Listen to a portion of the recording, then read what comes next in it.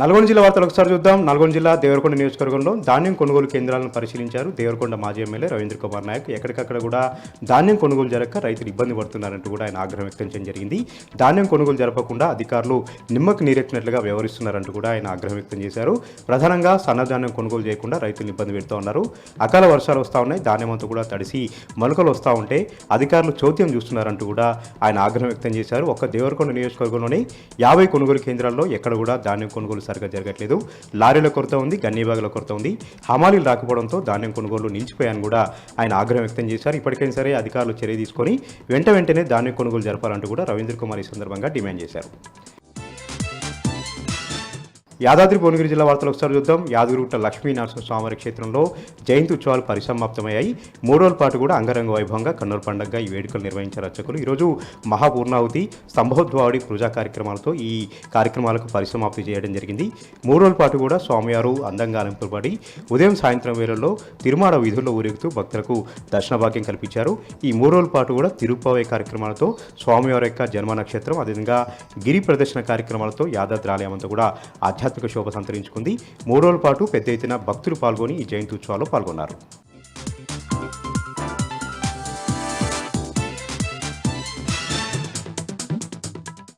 ఇక ఈరోజు నాగర్ కర్నూలు జిల్లా ప్రధాన వార్తలు చూసినట్టయితే బిజ్నపల్లి మండలం లట్టుపల్లి గ్రామానికి చెందిన రాత్లావత్ రవి గీత యువ దంపతులు ఈరోజు వినూతన రీతిలో కలెక్టరేట్లోని ప్రజావాణిలో ఫిర్యాదు చేశారు. లట్టుపల్లి గ్రామంలోని వాళ్లకు ఉన్నటువంటి భూమి సర్వే నెంబర్ 253లో 3 ఎకరాల 25 గుంటలు ఉండాల్సినటువంటి భూమి 1 ఎకరా కబ్జాకు గురై కేవలం 2 ఎకరాల 25 గుంటలు మాత్రమే మిగిలిందని చెప్పేసి దీనిపైన పలు దఫాలుగా రెవెన్యూ పోలీసు అధికారులకు ఫిర్యాదు చేసినప్పటికీ ఎలాంటి ఫలితం లేకపోవడంతో వాళ్ళు విసిగి వేసారి ఈరోజు చాలా రోజుల నుంచి కూడా ఇబ్బందులు పడుతున్నామని చెప్పేసి వినూతన రీతిలో ఈరోజు వాళ్ళ గ్రామం నుంచి ప్లేకార్డులు పట్టుకొని పాదయాత్రగా నాగర్ కర్నూలు జిల్లా కేంద్ర సమీపంలో ఉన్నటువంటి కొల్లాపూర్ ఎక్స్ రోడ్లో ఉన్నటువంటి కలెక్టరేట్ వద్దకు వచ్చి అక్కడ ప్రజావాణిలో కలెక్టర్కు ఫిర్యాదు చేసినట్లు ఆ యువ దంపతులు చెప్తున్నటువంటి పరిస్థితి కనిపించింది. ఇప్పటికైనా ప్రభుత్వం స్పందించి సీఎం రేవంత్ రెడ్డి వరకు వార్త చేరే వరకు కూడా మాకు న్యాయం జరిగే విధంగా చూడాలని చెప్పేసి కూడా యువ దంపతులు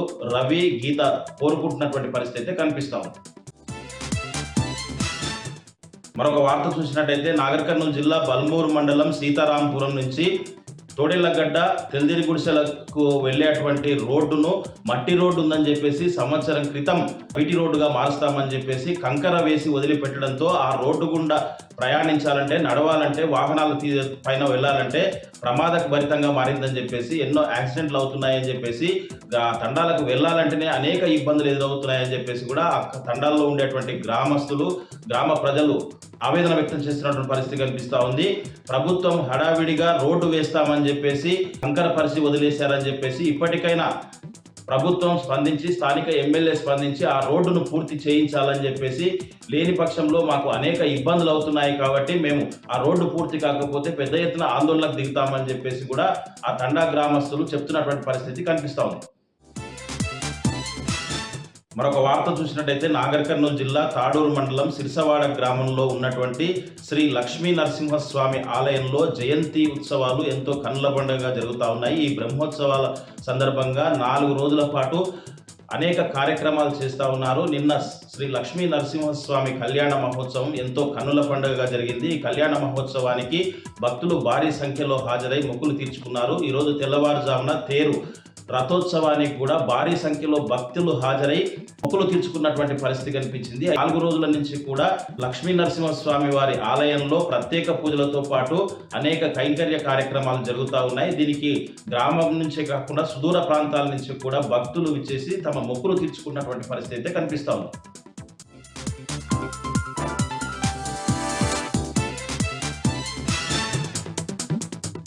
కామారెడ్డి జిల్లాలోని ప్రధాన వార్తల విషయానికి వస్తే బాన్స్వాడ మండలం కొత్తాబాది గ్రామంలో తాగునీటి సమస్యను పరిష్కరించాలని, తక్షణమే తాగునీటి సదుపాయాన్ని అందించాలని డిమాండ్ చేస్తూ నిజాం సాగర్ నుండి బాన్స్వాడ వెళ్లే రహదారిపై మహిళలు రాస్తారోకో నిర్వహించారు. గత 3 రోజుల నుంచి కొత్తబాది గ్రామంలో తాగునీటి వసతి లేక తీవ్ర ఇబ్బందులు ఎదుర్కొంటున్నామని, మిషన్ భగీరథ పైప్ లైన్ పడిపోవడం వల్ల తాగునీటి సమస్య తీవ్ర స్థాయిలో ఇబ్బందులు ఎదుర్కొంటున్నాయని, ఎన్నిసార్లు అధికారులకు చెప్పినా పట్టించుకోవడం లేదంటూ ఆగ్రహం వ్యక్తం చేస్తూ బాన్స్వాడ నుండి అటు నిజాంసాగర్ వెళ్లే రహదారిపై భీష్మించి కూర్చున్నారు. తక్షణమే అధికారులు వచ్చి తమ సమస్యలను పరిష్కరించేంత వరకు కదిలేదు లేదని తేల్చి చెప్పడం జరిగింది.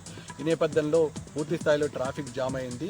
గత కొద్ది రోజుల నుంచి ఉన్నతాధికారులతో పాటు స్థానిక ప్రజాప్రతినిధులు ఎవరికి చెప్పినా పట్టించుకోవడం లేదంటూ సుదూర ప్రాంతానికి వెళ్లి నీళ్లు తీసుకొచ్చుకోవాల్సిన దుస్థితి ఏర్పడిందని, తక్షణమే మిషన్ భగీరథ పైపులను బాగన్నా చేయాలి లేదా నూతన బోరులను నేర్పించి తాగునీటి వసతిని కల్పించాలని డిమాండ్ చేస్తున్నారు మహిళలు. ఇక నిజామాబాద్ జిల్లాలోనే మరో ప్రధాన వార్త విషయానికి వస్తే, ఉమ్మడి నిజామాబాద్ జిల్లాలోని 9 నియోజకవర్గాల్లో రాజీవ్ వికాస్ ఇందిరమ్మ ఇళ్లలో అవినీతి రాజ్యమేలుతుందని, అధికారులు పట్టించుకోవడం లేదని, ఇందిరమ్మ లబ్ధిదారుల ఎంపిక క్షేత్రస్థాయిలో పర్యవేక్షణ కరువైందని, కాంగ్రెస్ నాయకులు 50,000 రూపాయలు ముడుపులు చెల్లిస్తేనే ఇందిరమ్మ ఇల్లుల అర్హత జాబితాలో పేరు వస్తుందని, రాజు వికాస్ లబ్ధిదారులు 50,000 రూపాయలు చెల్లిస్తేనే అర్హత జాబితాలో పేరు వస్తుందని అన్నారు బాల్కొండ ఎమ్మెల్యే వేముల ప్రశాంత్ రెడ్డి.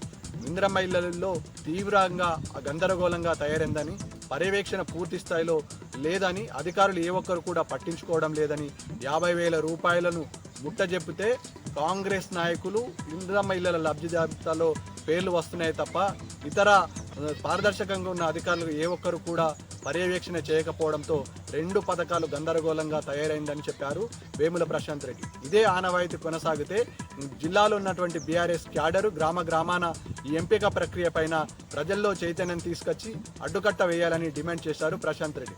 లేకపోతే భవిష్యత్తులో తీవ్ర ఇబ్బందులు ఎదుర్కొంటారని, ఎవరైతే అవకతవకలను ప్రోత్సహిస్తున్న అధికారులపైన రేపు చట్టప్రకారమైన చర్యలు తీసుకుంటాము, ప్రభుత్వం ఏర్పడిన తర్వాత జ్యుడిషియల్ ఎంక్వైరీ చేయించి అధికారులను నిలదీస్తామని హెచ్చరించారు వేముల ప్రశాంత్ రెడ్డి.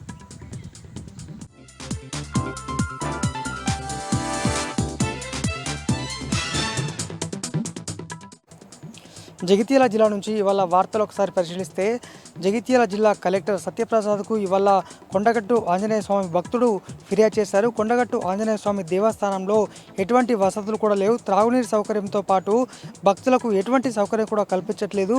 భక్తుల వద్ద నుంచి కొబ్బరికాయలు కావచ్చు, ఇతర సామాగ్రి కొనుగోలు చేసేటువంటి సందర్భంలో దుకాణదారులు భారీ దోపిడీకి పాల్పడుతున్నారు. నిత్యం వేలాది మంది భక్తులు ఆంజనేయ స్వామి దర్శనానికి వస్తుంటారు. ఈ క్రమంలో ఈ దోపిడీని అరికట్టాలి, అలాగే పూర్తి స్థాయిలో సకల సౌకర్యాలు కల్పించాలి.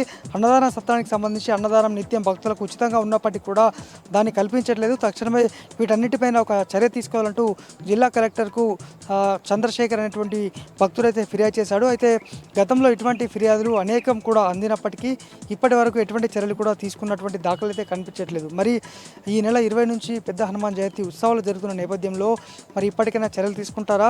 తీవ్రమైన ఎండలు ఉన్నటువంటి నేపథ్యంలో భక్తులకు ఎండ నుంచి ఉపశమనానికి ఎటువంటి చర్యలు తీసుకుంటారో చూడాల్సి ఉంది.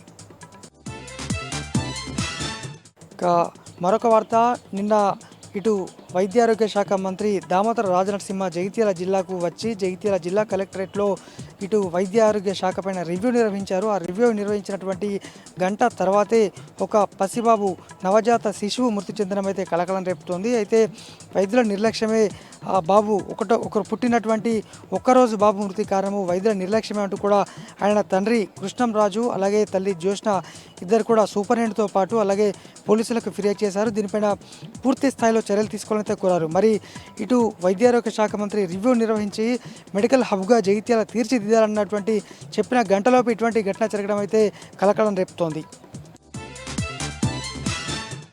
మరొక వార్త, జగిత్యాల బ్రాండ్గా పేరున్నటువంటి మామిడి మార్కెట్లో ఇటు అధికారుల సోదాలు అయితే కొనసాగుతున్నాయి. ఎందుకంటే పండ్లు పక్వానికి వచ్చేందుకు గాను కార్బైడ్ను రసాయనాలు వినియోగిస్తున్నటువంటి సమాచారం మేరకు ఇటు అధికారులు తనిఖీ నిర్వహిస్తున్నట్టు మనకు తెలుస్తోంది. అయితే ఇప్పటికే ఒకసారి తనిఖీ నిర్వహించగా వివిధ ప్రాంతాల నుంచి అట్టడబ్బులు అంటే ఎవరికి అనుమానం రాకుండా కొన్ని బాక్సుల్లో ఈ ఇథిలీన్ కార్బైడ్ లాంటివి పదార్థాలు ఆ లిక్విడ్ను తయారిస్తున్నట్టయితే కూడా గుర్తించారు. మరి ఇప్పుడు కూడా అయితే ఇంకా తనిఖీలు ఇవాళ కూడా కొనసాగుతున్నాయి. పూర్తి స్థాయిలో అంటే అటువంటి కార్బైడ్ వినియోగించినటువంటి సందర్భంలో వారికి ఎవరైతే ఫ్రూట్స్ తిన్నటువంటి వారికి ఆరోగ్య సమస్యలు తలెత్తుతాయని కూడా అధికారులు చెప్తున్నారు. మరి ఎవరెవరు వినియోగిస్తున్నారు అనేది మనకు ఇంకా తెలియాల్సి ఉండగా ప్రస్తుతము అంటే ఇవాళ రేపు కూడా తనిఖీలు కొనసాగబోతున్నాయి.